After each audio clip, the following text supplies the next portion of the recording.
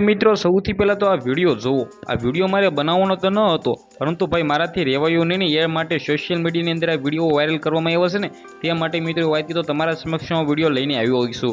ખાસ કરીને વિડીયો વાત કરી તો આગળ વિડીયોની અંદર બધી માહિતી બતાવવા જઈ રહ્યો છું। જે રીતે મિત્રો વાત કરી તો તમને લોકોને ખબર છે કે અમદાવાદની અંદર જે મિત્રો પ્લેન ક્રેશની અંદર જે ઘટના ઘટી છે ગુજરાત માટે મિત્રો સૌથી મોટી દુઃખની ઘટના કહેવાય।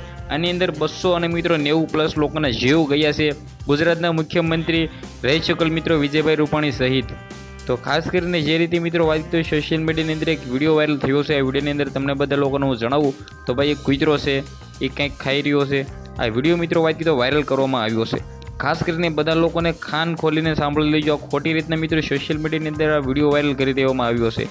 જે આ મિત્રો વાત કરી તો આ વિડીયો અને બીજા મિત્રો જે અમદાવાદની અંદર થઈ છે આ બંનેને કંઈ પણ લેવા દેવા નથી, છતાં મિત્રો ખોટી રીતે ભાઈ વાયરલ કરી દેવામાં આવ્યો છે।